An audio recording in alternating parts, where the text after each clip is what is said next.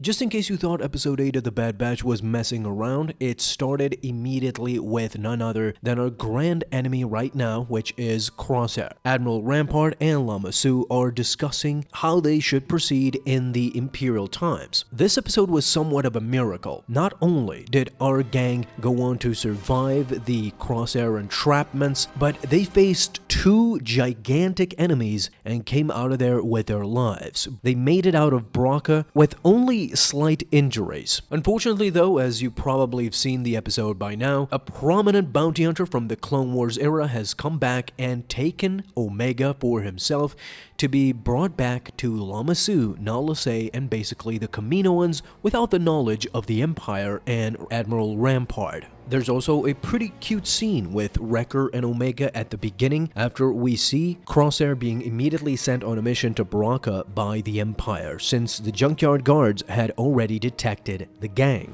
And while Wrecker scares Omega pretty good in learning how to deactivate a bomb, it actually, in the end, it is revealed that it was a smoke bomb instead of a real bomb. As Wrecker said, he is not crazy, although he could fool most of us. This is when Echo and Wrecker realize that they are being tracked by the guards. They jumped right into action, but instead of chasing after them, in the end they realize that somebody is after Omega and the gang instead. The Imperials, led by Crosshair, were already on Bracca. Clone Force 99 had agreed to sell parts of the Republic cruiser in order to survive and pay off the debt. This plan did not go as smoothly as they anticipated, since Crosshair has now crushed their plans. There's a couple of things to note here between the stormtroopers, Crosshair, and some of his servants. I don't know if many of you picked it up, but there were a couple of sounds coming from the stormtroopers, who are still believed to be clones as well. One of the clone troopers was actually a human male voice. I think at least one of the regs was not voiced by D. Bradley Baker,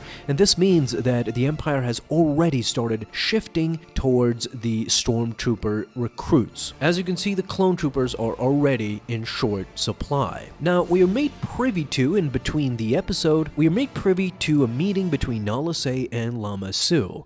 Lama Su is adamant that they need to return Omega before the Empire finds out about her. We are still not made aware what is so special about Omega that Lama Su wants to return her so badly. Previously, we had known that Fennec Shand was hired by somebody anonymous. I had speculated that it was Lama Su, and now it was confirmed in this episode, but furthermore, we go on to find out that Lama Su did not hire just Fennec Shand. He has hired multiple bounty hunters. He says this in the episode, leading us to believe that Fennec Shand is not the only one that is after Omega, and this is what we find out in the end. Clone Force 99 and Omega are trying to escape the Republic cruiser, but Crosshair and the stormtroopers already have them pinned down. They have them trapped in the armory. However, Echo and Tech devise a plan to shoot the cannons and bring down the wreckage that is already above their heads from the wrecked cruiser, giving them a chance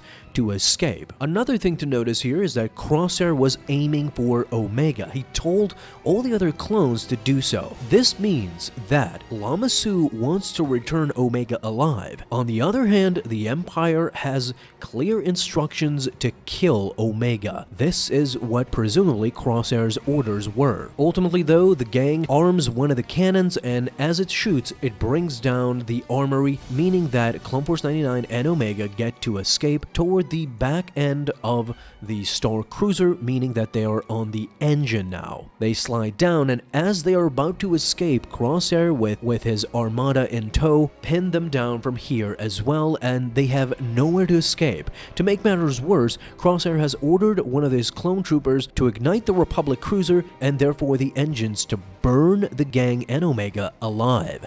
This is how evil Crosshair has become. He has gone so far down that he no longer retains even a shred of humanity. But again, our group is much more relentless than Crosshair anticipates, because they plant bombs around the cone of the engine, meaning that as soon as it ignites, they blast the cone and therefore fall down, leaving the engine without coils. As they fall down, they ultimately survive. However, Crosshair did not have the same same luck as them because he did not go off unscathed. In the end, the engine propels and basically burns Crosshair alive without actually killing him. But this is, I believe, a clear-cut Darth Vader Easter egg at this point. We clearly see Anakin Skywalker / Darth Vader being burned alive on Mustafar. Most of you would agree that once we saw Crosshair bandaged that way and he was very severely burned, it brought flashbacks of Anakin Skywalker screaming and being rescued from Mustafar by Sidious, ultimately being operated on, and as we see him in Revenge of the Sith and in the original trilogy, donning his dark suit or dark armor. This is when we come towards the end of the episode, and it is a shocker, let me tell you. Once Hunter and Omega make it to their ship alone, the others are following up, they come upon a lot of stormtroopers who were blasted down. The bounty hunter that is now after them is not Fennec Shand. It is a Clone Wars bounty hunter that we very much know and love, and that is CAD Bane. Yep, CAD Bane is back from the Clone Wars, a Dave Filoni favorite, a cowboy bounty hunter that is straight out of Dave Filoni's creative mind. We know as much. Dave Filoni loves CAD Bane, and this was a perfect chance to not only bring him back to the Bad Batch, but actually give us an idea of what CAD Bane was up to during Imperial times after Order 66. Unfortunately, though, as great as it was to see him again, he shoots down Hunter very, very easily. This gives you the idea of how fast of a gun CAD Bane really is in the galaxy, one of the best. He basically almost bested a young Boba Fett and now Hunter too. You could say that he has the upper hand on Jango clones. With Hunter down, CAD Bane simply takes Omega and leaves Braca with her. Presumably, in the next episode, he will be returning Omega back to Lama Su secretly, but not without a fight, as now Clone Force 99 and Hunter, who has regained consciousness, they are now determined to bring back Omega more so than ever. They're going after her, and episode 9 should be pretty much a brawl, to say the least, as basically there are no more excuses. They need to rescue Omega, Hunter more so than ever, because we know he is the space dad that Omega deserves.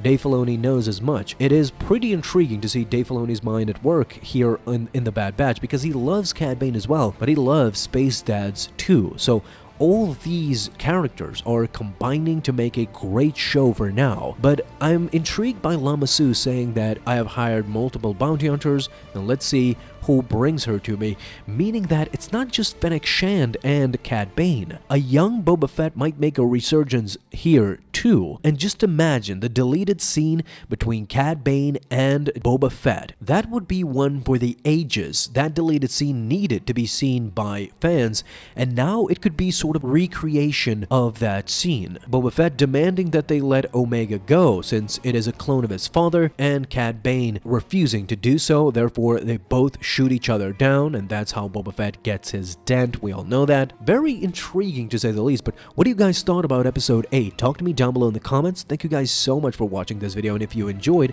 leave a thumbs up down below, subscribe for dailies. Now you have an awesome day, Star Wars fans. I'll see you in the next video, and may the Force be with you. Until then.